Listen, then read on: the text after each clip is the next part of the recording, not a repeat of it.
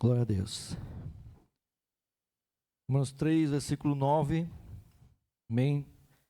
Pode acompanhar aqui na sua Bíblia ou aqui no nosso telão. Diz assim: que se conclui? Temos nós qualquer vantagem? Não, de forma nenhuma, pois já temos demonstrado que todos, tanto judeus como gregos, estão debaixo do pecado. Como está escrito: não há justo nenhum sequer, não há quem entenda, não há quem busque a Deus. Todos se extraviaram, a uma se fizeram inúteis. Não há quem faça o bem, não há nenhum sequer. A garganta deles é sepulcro aberto, com a língua urdem engano, veneno de víbora está nos seus lábios. A boca, eles a têm cheia de maldição e de amargura. São os seus pés velozes para derramar sangue. Nos seus caminhos há destruição e miséria. Desconheceram o caminho da paz, não há temor de Deus diante dos seus olhos. Ora, no versículo 19 agora.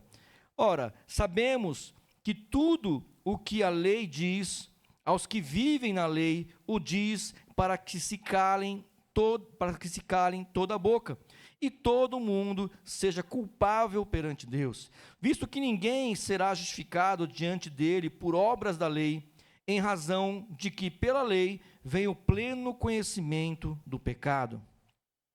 No versículo 21, mas agora, sem lei, se manifestou a justiça de Deus, testemunhada pela lei e pelos profetas, justiça de Deus mediante a fé em Jesus Cristo, para todos e sobre todos os que creem, porque não há distinção, pois todos pecaram e carecem da glória de Deus, sendo justificados gratuitamente por sua graça, mediante a redenção que há em Cristo Jesus, a quem Deus propôs no seu sangue como propiciação mediante a fé, para manifestar a sua justiça, por ter Deus, na sua tolerância, deixado impunes os pecadores anteriormente, os pecados anteriormente cometidos, tendo em vista a manifestação da sua justiça no tempo presente, para ele mesmo ser justo e o justificador daquele quem tem fé em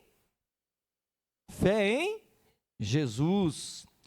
Onde, pois, a jactância foi de tudo excluída. Por que lei? Das obras? Não, pelo contrário, pela lei da fé. Concluímos, pois, que o homem é justificado pela fé, independentemente das obras da lei. É porventura Deus somente dos judeus? Não, não é também dos gentios? Sim, também dos gentios, visto que Deus é um só, o qual justificará por fé o circunciso e, mediante a fé, o incircunciso. Anulamos, pois, a lei pela fé? Não, de maneira nenhuma. Antes, confirmamos a lei. Amém? Até aqui. Feche seus olhos. Pai bendito, em nome de Jesus, ó Deus Santo. Senhor, estamos aqui na sua presença, Pai, eu quero te agradecer, Senhor, oh Deus, por esse culto, Pai, que é o último culto, Senhor, de 2025, Pai bendito, que, Senhor, significa que nós passamos por esse ano, e o Senhor tem nos dado vitória, o Senhor tem nos dado a sua graça. Senhor, eu quero te agradecer, Senhor bendito, por tudo que o Senhor tem feito pelas nossas vidas, Pai, e eu quero, Senhor, agora, Senhor, orar por essa palavra, para que o seu Espírito Santo venha dar entendimento, Pai, a todos nós, Senhor bendito, referente à sua palavra, Pai. Oh, eu te peço em nome de Jesus, Pai, fala conosco agora, Pai. Fala com o seu povo, Pai. Senhor, fala com aqueles que estão aqui, com aqueles que estão nos ouvindo ou nos assistindo agora, Senhor, por esse vídeo, ó Deus Santo, em nome de Jesus, que o seu Espírito Santo venha nos dar, Senhor, direcionamento, Pai bendito, em nome de Jesus, Pai, eu te peço e te agradeço, Pai Santo, amém, Deus, glória a Deus, amém. Irmãos, aqui, Paulo, ele falando para os romanos, né, a respeito daquilo que é pecado. E só para te contextualizar um pouco, amém? O povo romano, nessa época aqui, irmãos, era uma sociedade totalmente, digamos assim, na questão da moral, digamos assim, totalmente, ou quase totalmente contrário àquilo que era a lei do Senhor. Então, deixando bem claro aqui, que aqui ainda, né, Paulo escrevendo aos Romanos, havia ainda, né, uma passagem daquilo que era a lei de Deus, a lei do Senhor, entrando na graça de Deus, amém? E o contraste com aquilo que era o costume do povo romano, que era muito diferente, digamos assim, daquilo que aquilo que eram os costumes de um judeu, que no caso aqui era Paulo. Paulo era judeu, amém? Cristão agora, convertido, mas essencialmente ele nasceu como judeu. Então, só para você ter uma ideia, na época de Jesus, e nessa época aqui ainda, o Império Romano, ele dominava ali a Europa, parte da Ásia ali, parte também da África, né? Então o Império Romano dominava muito. Então, todo império que dominava um povo, ele queria sobrepor ali aquele povo os costumes deles, amém? A cultura deles, né? Então imagine se o Brasil dominasse, por exemplo, o Japão, amém? Então o Brasil ia querer colocar ali sobre o Japão, por exemplo, né, os costumes do brasileiro, né? Então falando uma coisa simples, o comer arroz e feijão. Então muita gente, né, ia obrigar, e quem fosse lá para o Japão, dominar o Japão, ia importar, por exemplo, arroz e feijão, não ia ficar comendo aquela comida japonesa, né? Hoje, é claro que hoje em dia, né, é até moda comer comida japonesa aqui no Brasil, mas nem todo mundo gosta. Quem não gosta de comida japonesa aqui? Levante a mão. Quem não gosta? Amém, né? Eu também não. Assim, eu como, mas nunca que eu me lembre, eu que peguei e cheguei assim, gente, vamos chamar aí uma comida japonesa aí? Vamos pedir? Ou vamos para o restaurante japonês? Não, nunca, irmãos. E dificilmente isso vai acontecer comigo. Por quê? Porque não é a comida que eu gosto. Amém? Então imagine que se o Brasil dominasse o Japão, por exemplo, uma das coisas era isso, né? Esse negócio de comida japonesa lá no Japão ia começar a ter um choque de cultura ali, entre outros choques de cultura. Como eu já falei uma vez aqui, por exemplo, o japonês, quando veio aqui na Copa, em uma das Copas, eu não lembro qual que foi, que ano que foi, quando teve o jogo Japão e o outro time, que eu não lembro qual era outro time, né? Porque eu lembro do Japão, por quê? Porque depois do jogo, os japoneses, torcedores japoneses, eles fizeram o quê? Praticamente limparam as arquibancadas, eles tiraram o lixo, eles não deixaram o lixo no chão, e quem tivesse jogado o lixo no chão, o cara lá que não era o lixo dele, ele pegou também, eles colocavam no saquinho, de forma que isso foi notícia no Brasil, irmãos. É uma cultura, é parecida com a do Brasil? Não, irmãos. Amém? Então, se o Brasil dominasse o Japão, por exemplo, iria também ter esse choque de cultura lá no Japão. Deu para entender, irmãos? Então, o Brasil é um país, assim, bem cristianizado, né? Então, assim, é bem cristão.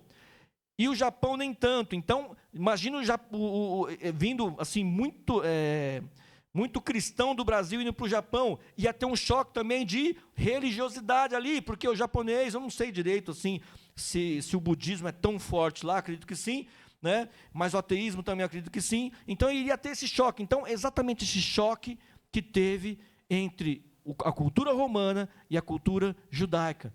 Para você ter uma ideia, lá em Israel tem várias construções romanas, né? Então tem tipo minis coliseus ali, né?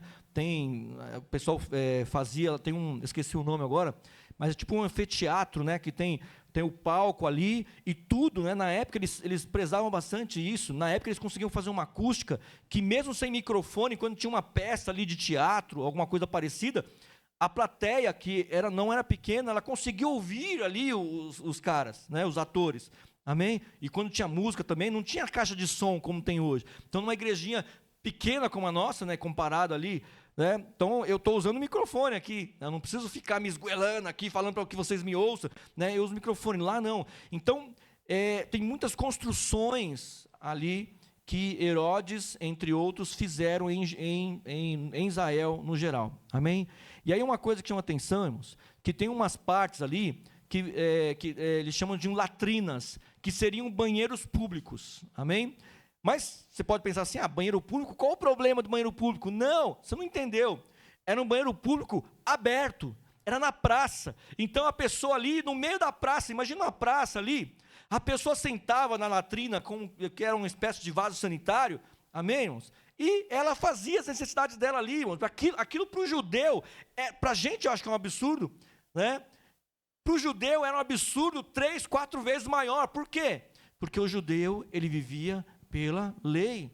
Amém? E a lei de Deus, a lei de Moisés, entre tudo aquilo que está na Torá e nos profetas, tudo isso, irmãos, leva o homem a uma moralidade, não é só uma santidade, sim, para Deus, mas leva também a moralidade que isso, né, ajuda o ser humano. Então, imagina só o Império Romano, ele caiu. Por que ele caiu? Entre outras coisas, a imoralidade, irmãos, que havia no Império Romano, foi uma coisa assim, eu acho que sem precedentes na história conhecida.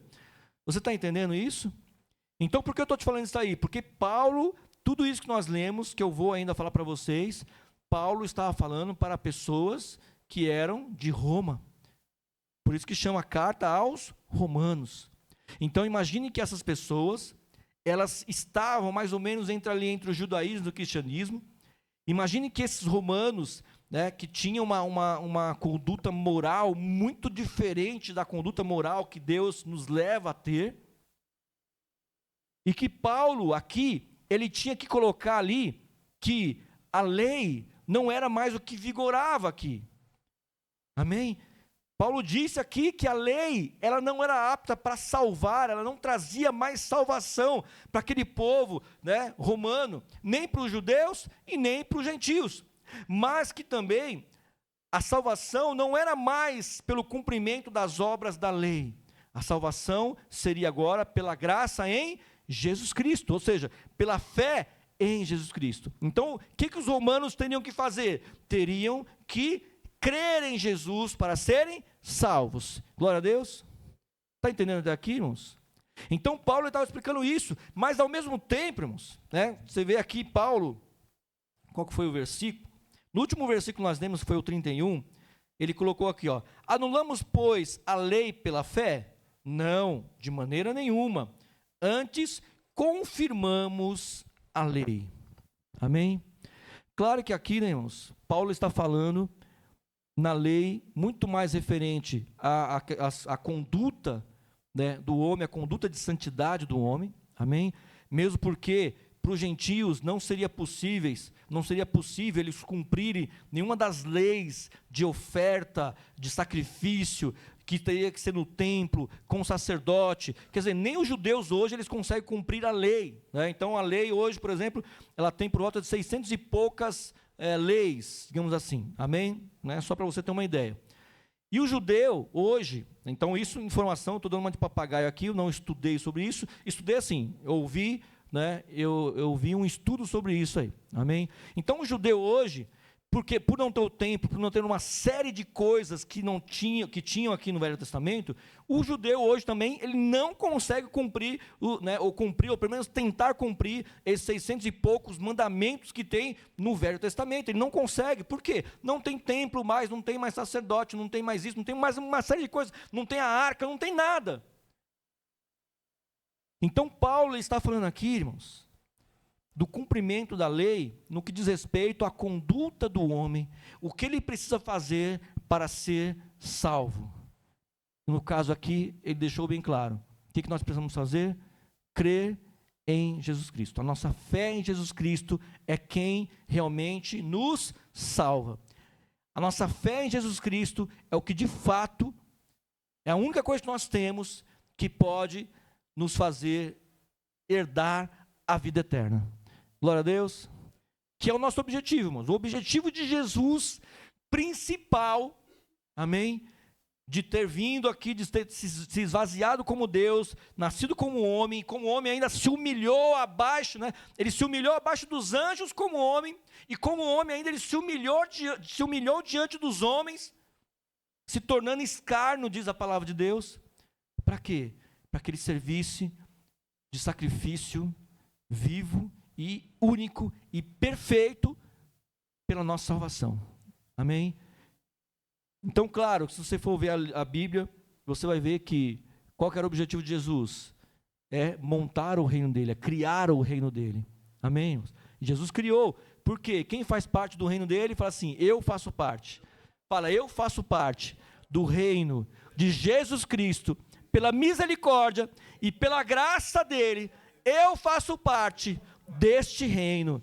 Glória a Deus por isso. Amém, irmãos? Então nós fazemos parte. Porque merecemos? Não. Porque cumprimos a lei? Muito menos isso.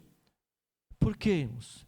Paulo deixa muito claro aqui, é impossível nós cumprirmos a lei. Amém, irmãos? Agora imagine que ele estava falando isso aí para um povo que era romano, irmãos. Para um povo que tinha como cultura, que nasceram já crendo ou sendo ensinado a crer em vários deuses. E os deuses romanos, assim como os deuses gregos, eram deuses tipicamente humanos. Cada deus, de certa forma, representava ali até uma virtude e um defeito humano também. Amém? Então você tinha deuses ali, por exemplo, a deusa, esqueci o nome agora, irmãos.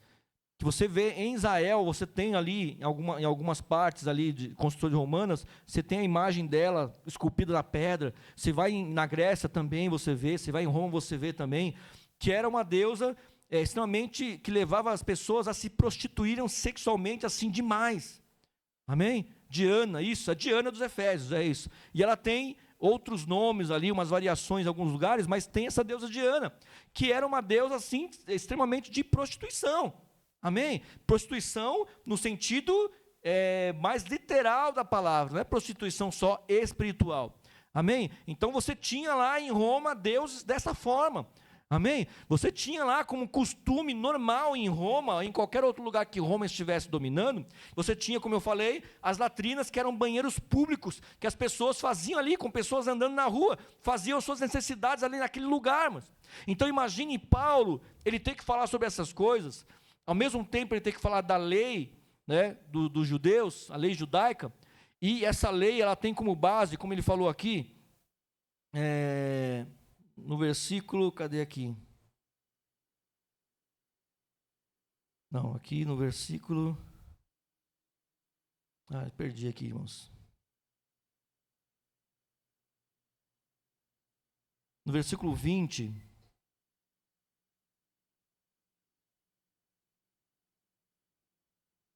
versículo 20 fala assim: visto que ninguém será justificado diante dele por obras da lei, em razão de que pela lei vem o pleno conhecimento do pecado. Amém? Então olha só, Paulo ele falando aqui, ninguém será justificado diante de Deus pela lei. Amém? Não vai ser justificado pela lei, não dá para ser. O homem não consegue cumprir toda a lei.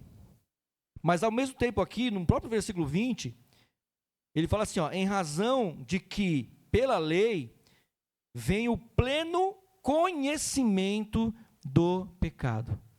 Então, a lei de Deus, ela não serve para nos justificar, amém? Pelo contrário, se a gente for viver pela lei, irmãos, fatalmente, né, é 100% de certeza que nós vamos para o inferno, amém? Não tem como. Paulo ele deixa claro aqui, e outros livros também, não só Paulo, mas vários outros autores aqui da Bíblia, não tem como nós sermos salvos pela lei, irmãos. Amém? Mas, ao mesmo tempo, a lei traz o quê? O pleno conhecimento do pecado. Então, se tem alguma dúvida em relação ao que é o que não é pecado, irmãos, né? Então você vai ver aonde? Na lei. Amém? Então imagine Paulo, ele falando isso para os romanos, irmãos, que tinha uma conduta moral muito, mas muito, muito diferente do que era a conduta moral que a lei mostrava. Amém? De forma que, hoje, nós cumprimos a lei. Olha só, que coisa doida, tá, irmãos? E às vezes a gente fala isso aí e as pessoas não entendem muito. Espero que vocês entendam. Hoje nós cumprimos a lei através de Jesus Cristo. Amém? Nós cumprimos a lei através da nossa fé em Jesus Cristo.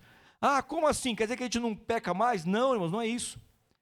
É que através da nossa fé em Jesus Cristo, mesmo quando nós pecamos, nós somos justificados, nós somos limpos pelo sangue de Jesus. Amém? Mesmo quando nós pecamos, irmãos, o Senhor ele nos limpa para que nós possamos nos chegar ao Senhor através de quem? De Jesus Cristo. Amém? Então, a palavra de Deus diz que Jesus, ele é o único intercessor entre Deus e os homens. Significa o quê, irmãos? Significa que Pedro, ele não pode ser nosso intercessor. Amém? Não, não tem como. Pedro já morreu e ele selou o destino dele. Creio, claro, que ele foi salvo, amém? Mas é entre ele e Deus. Maria, muito menos, irmãos, amém? Maria nem apóstola foi, ela foi, né, agraciada, né, ela foi mais que agraciada entre as mulheres, ela foi uma peça fundamental ali, que, né, de Deus, né, que um instrumento de Deus fundamental, que serviu ali para que Jesus nascesse como homem aqui na terra, e foi isso, amém? Maria hoje, ela não pode interceder por nós, entre o ser humano e Deus, ela não tem esse poder. Ela também, assim como Pedro, Paulo, João, assim como aqueles que morreram, né, em Cristo ou não, estão aguardando agora, né, uma outra fase, amém? Ou seja, eles não têm condições de interceder entre nós e Deus. Essas pessoas não têm como, tá? E mesmo a pessoa que está viva aqui, irmãos, nós podemos interceder no sentido de orarmos a Deus, mas de qualquer forma o contato com o Pai é através de quem? De Jesus Cristo. Glória a Deus. Você entendeu, irmãos? Então nós precisamos entender isso, irmãos. Por quê? Primeiro, para evitar toda jactância. Ei, pastor, o que é jactância? Jactância é tipo uma soberba, sabe? Tipo uma prepotência, né? Jactância é tipo você achar uma coisa que você não é. Então, uma coisa que você não é intercessor entre o Pai e os homens. Amém? Não. O único intercessor, a palavra de Deus diz, é Jesus Cristo. Como nós podemos interceder, irmãos? Nós temos um grupo de intercessão aqui, por exemplo, que nós oramos por essas pessoas. Mesmo assim, nós oramos em nome de Jesus. Então, de qualquer forma, o intercessor, o único intercessor mesmo, quem que é? Jesus. É o único intercessor, irmãos. Amém? Nós não podemos salvar ninguém, irmãos. Logo, quem pode salvar? Jesus. Único. É a única pessoa que pode salvar o ser humano. Amém? E mesmo assim, irmãos, muitas vezes depende também do ser humano. E claro que eu não vou entrar aqui, né, em nada, porque tem aqueles que creem que uma vez escolhido, foi escolhido, não perde mais salvação. Outros creem que não, que pode perder a salvação. Eu creio assim. Amém? Mesmo uma pessoa escolhida, ela pode perder a salvação, sim. Se não fosse assim, Paulo não teria escrito que ele combateu um bom combate, mas ele guardou com ele a fé. Amém? E lá em Apocalipse, né, que João escreveu ali, através das visões que Deus deu para ele, o Senhor Jesus, ele falou assim, ó, guarda o que você tem, para que você não perca a sua coroa. Então ele está falando o que? Da nossa fé. Nós precisamos guardar o que? O principal nas nossas vidas é guardar a nossa fé em Jesus Cristo, irmãos. Amém? Por quê? Podemos perder a salvação? Sim, irmãos. Amém? Né? Assim, por mais que as duas doutrinas, né, tanto a da predestinação, né, que você está predestinado a ser salvo e você não perde a salvação, você encontra até um certo apoio sim na palavra em relação a essa afirmação, mas você encontra também um apoio, né, total ali de que sim, se você não guardar a sua fé em Jesus Cristo, você pode sim perder a sua salvação.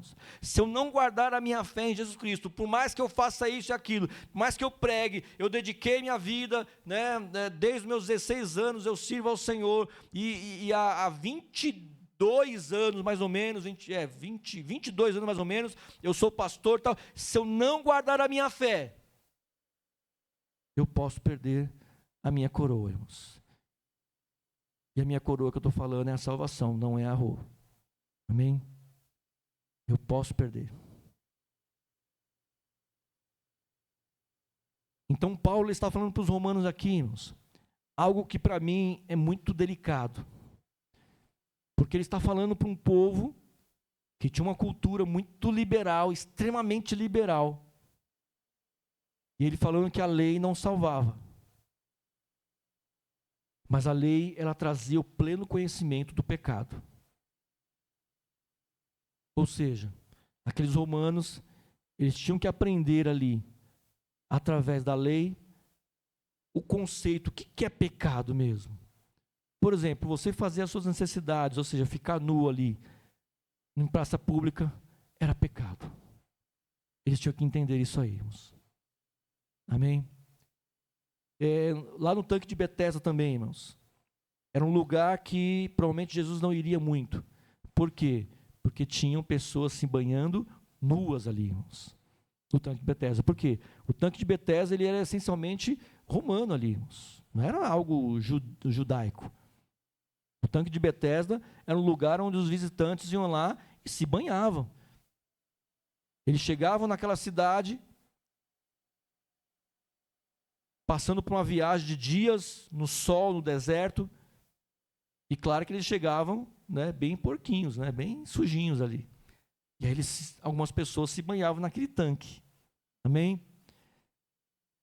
Aí tinha a lenda de que um anjo, de vez em quando ali, ele agitava as águas, mas aí pela estrutura do tanque que descobriram, qualquer dia eu vou colocar aqui, até para vocês verem, entenderem o que é esse tanque de Betesda aqui. Tem a foto, tem o projeto, tudo direitinho, conseguiram descobrir bastante coisa do tanque de Betesda.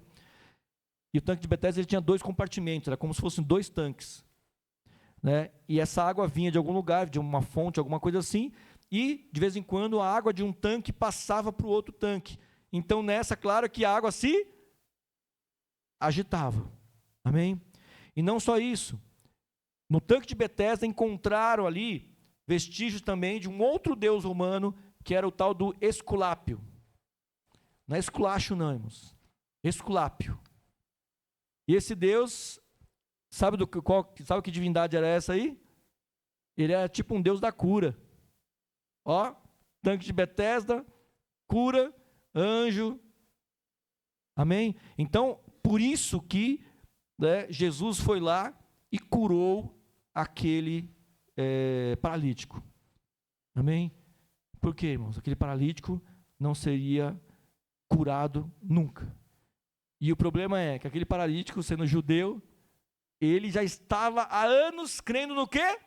Esperando uma crença que não era judia, não era judaica. Amém? Ele não estava esperando no Deus de Israel, não estava esperando em Jesus, claro que ele nem conhecia. Ele estava esperando ali o quê? Uma lenda ali que misturava um pouco a questão da angiologia com um pouco lá do deus Esculápio dos romanos. Está entendendo, irmãos? E Jesus chegou lá para mostrar que assim, ó, cara, quem cura sou eu. Eu curo. Então imagine que Paulo ele estava ali, irmãos, falando para os romanos que tinham uma cultura extremamente liberal, que a lei ela não era apta para salvar, então não era cumprindo a lei que eles seriam salvos, mas era crendo em Jesus Cristo. Porém, a lei ela levava para eles o pleno conhecimento do pecado, ou seja, o que era pecado. Porque a graça, irmãos, de fato é isso.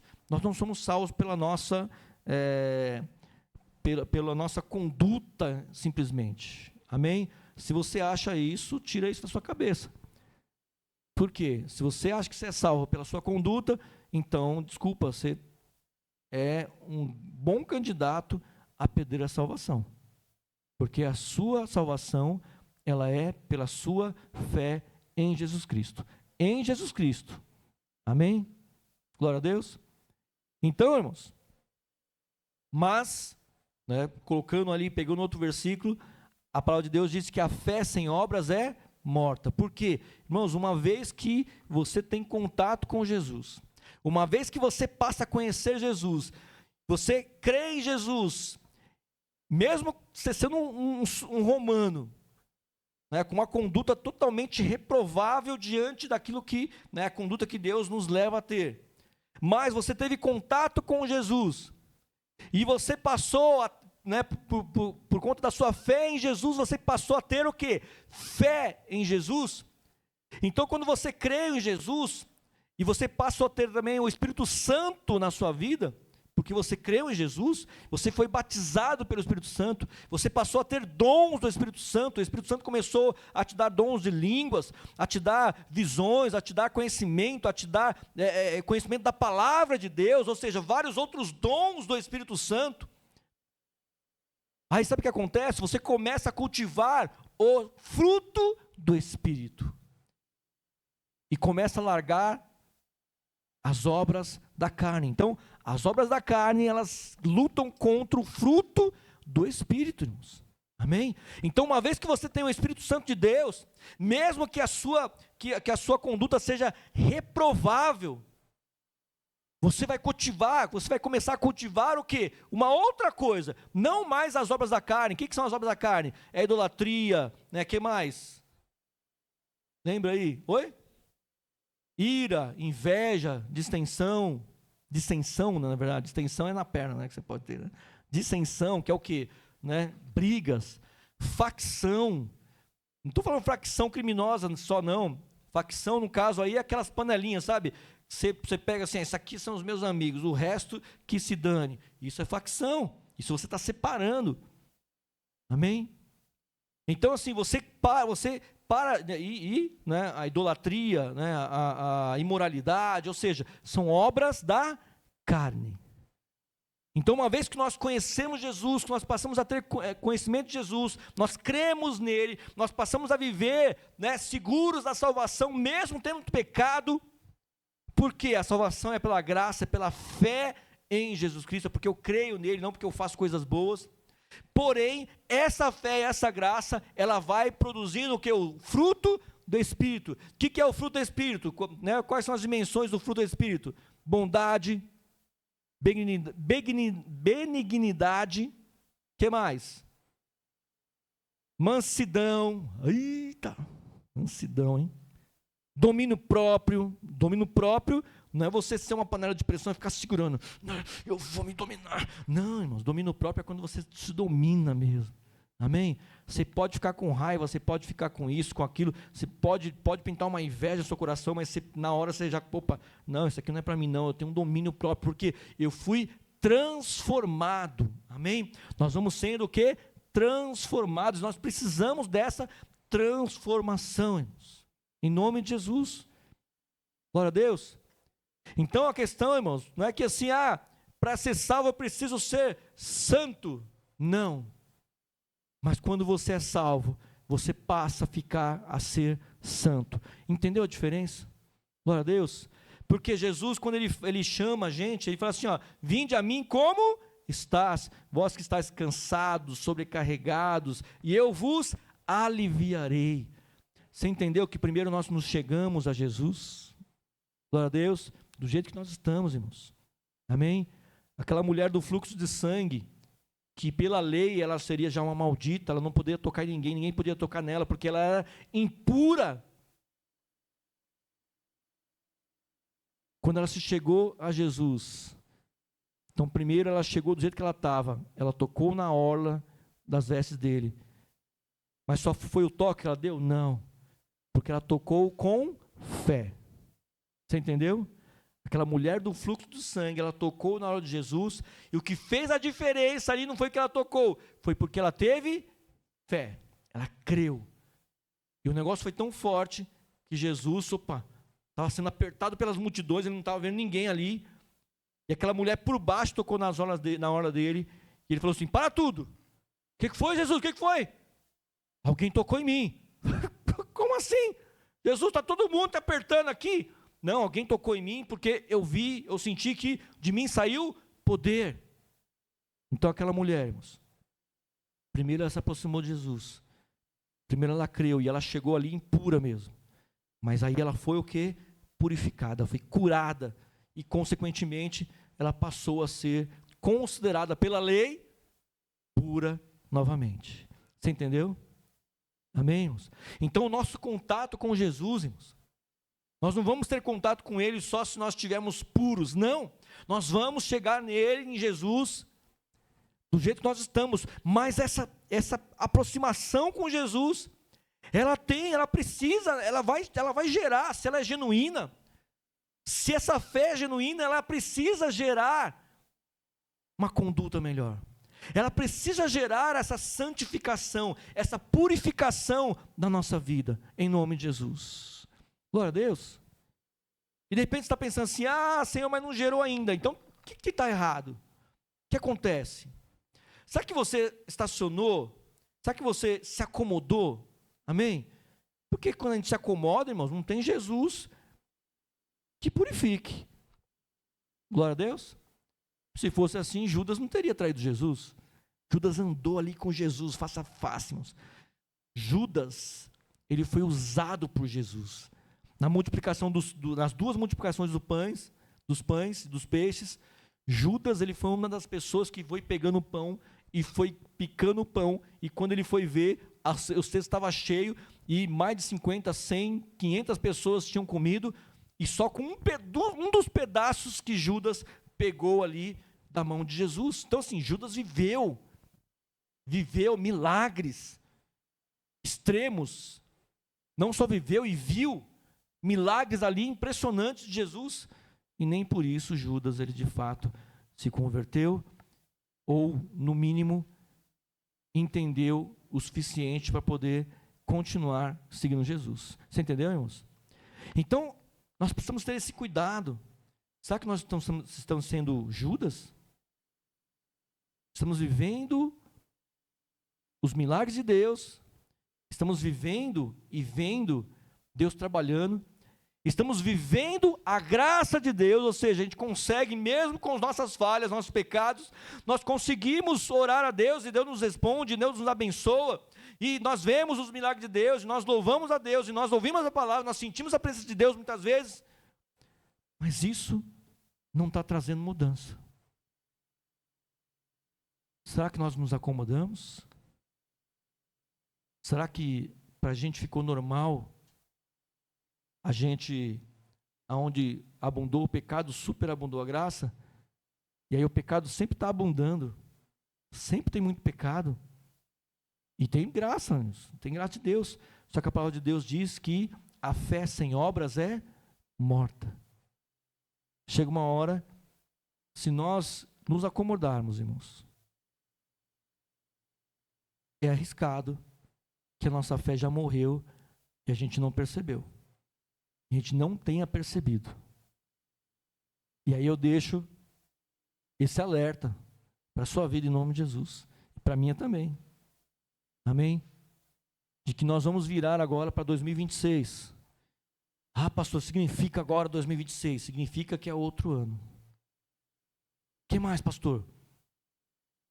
Só isso. Ah, eu posso fazer planos? Claro que pode. Do coração do homem vem os planos, mas a resposta vem da boca de Deus. Então você pode fazer planos? Pode, não, deve, eu te incentivo, faça planos. Ah, esse ano eu vou fazer academia, irmãos. Estou falando para mim mesmo. Esse ano eu vou, irmãos. Espero que sim. Pretendo.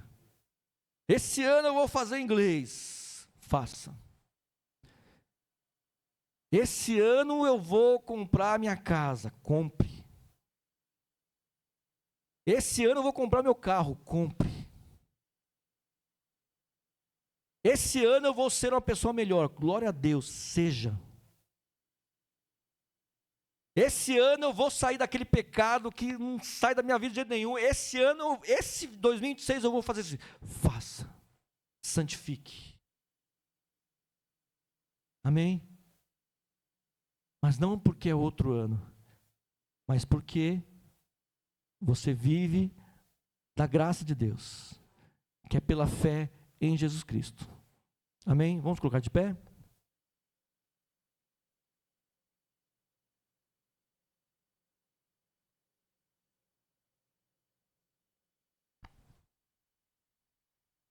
Feche seus olhos, amém?